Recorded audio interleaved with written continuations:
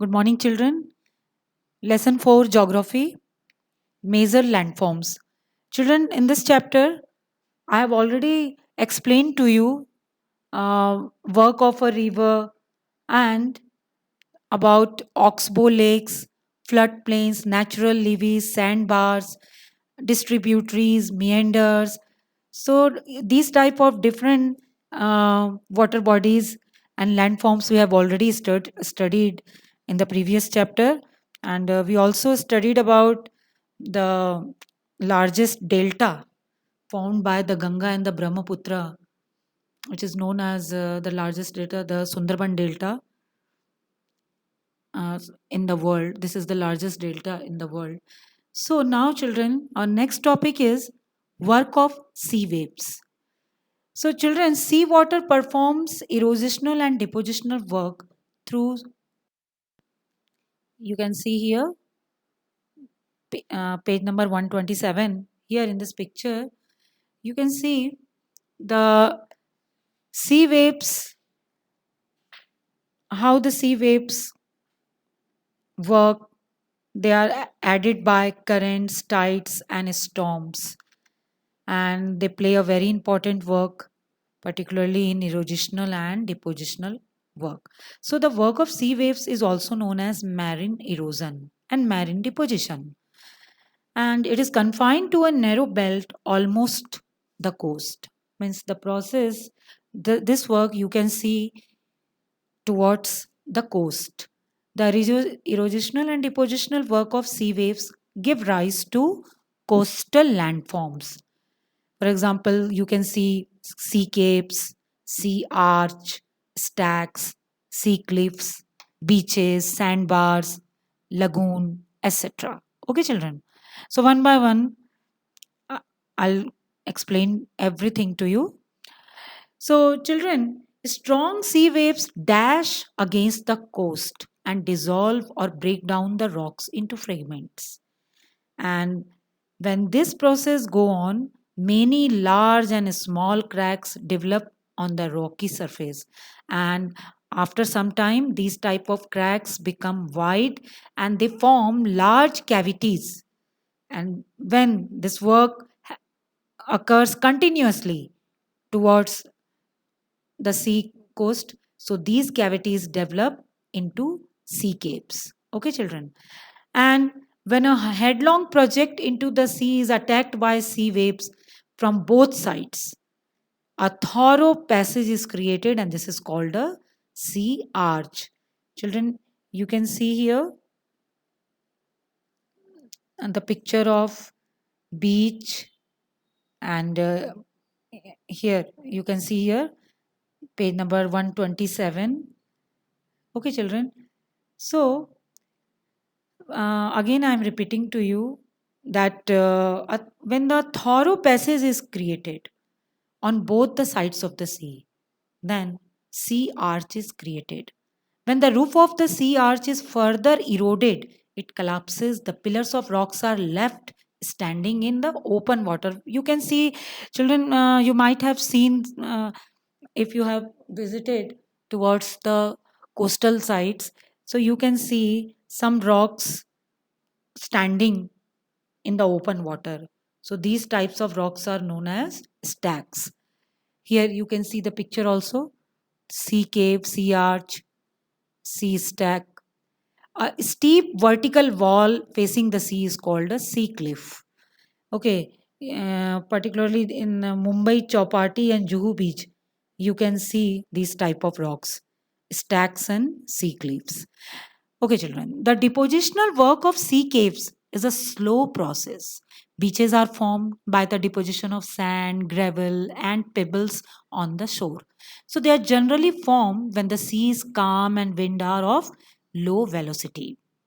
So beaches are formed by the slow process of deposition of sand, gravel, and pebbles. When the broken rock materials are deposited on the sea floor near the coast, sandbars are formed. Okay, children. So here you can see the picture of sandbar. And when the broken rock materials are deposited on the sea floor near the coast, so sandbars are formed, and sometimes the sea water is enclosed between the coast and the sandbar, and then it becomes a enclosed lake, and that is known as a lagoon. Okay, children. So, children, again, I am repeating. Remember that sea caves, sea arches, stacks, and sea cliffs are formed due to erosion by sea waves. And beaches, sandbars, and lagoons are formed due to marine deposition. Okay, children. And so we'll continue this. Then the next topic is work of moving ice. Okay, children. So the snow which falls in high altitude and high latitudes accumulates to form snow fields.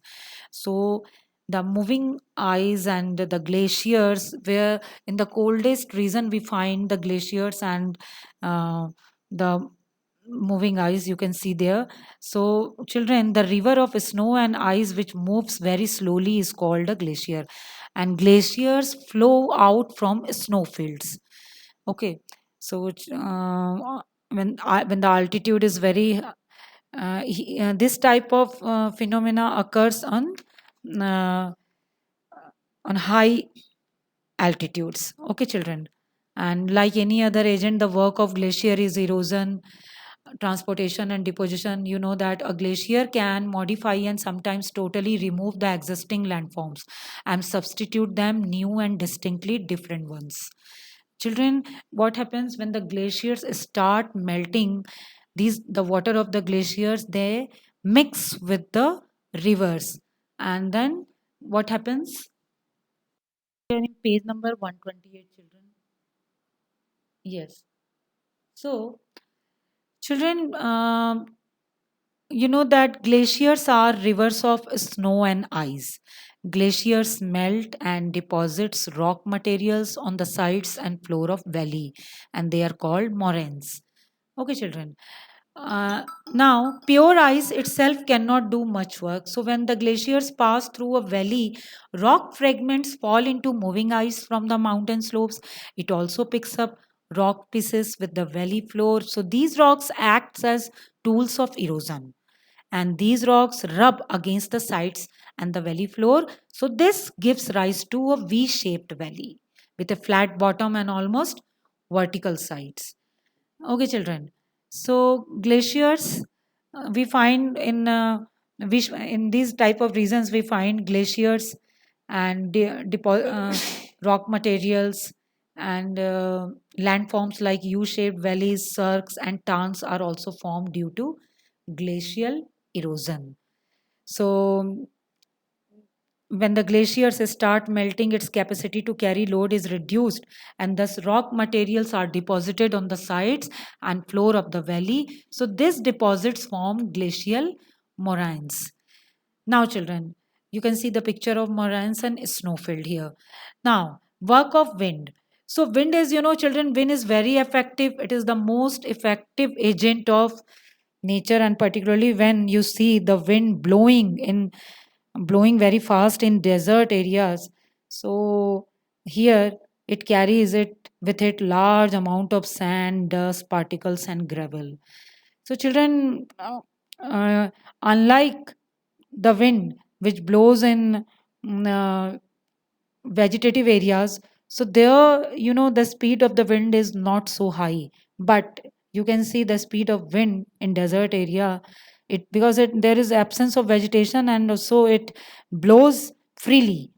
So the work of the wind is limited to a few meters above the ground. This is because the wind is unable to carry the rock particles high up in the air.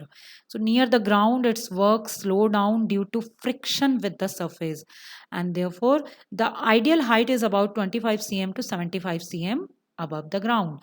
The wind erodes the lower part of the rock more than the upper part. Remember this, children. So in the lower part of the rock, the wind is more effective to the comparison of the upper part, and such rocks have a narrow base and a broad top, and they are called mushroom rocks. Children, you can see the mushroom rocks in desert areas. There you will find mushroom rocks in desert areas, and mushroom rocks are formed due to wind erosion. Remember this, children. So the depositional work of wind starts when its speed declines or some obstruction like trees, bushes, forest, building, etc. come on its way. The first dust particles deposited, sorry, the fine dust particles, you can see the fine dust particles deposited extensively in desert, and that is known as loess. And you can see loess particularly in North China. But here in our area, you will find sand dunes, because here you will find quartz particles. Okay, and the quartz particles are deposited and they form of hillock. It's kind of hill hill of sand. So they are formed when there is some obstruction in the path of the wind. Sand dunes vary in height from a few meters to as much as 300 meters. The windward slope is gentle while the leeward slope is steep. Sand dunes are generally formed in groups. So, sand dunes have a tendency to migrate slowly in the direction of the wind, and this can be harmful also, children, particularly for agriculture work, human settlement, and forest. So, children, sand dunes and loess are features of wind deposition. And remember, the depositional work of wind starts when its speed declines or some obstruction come on its way.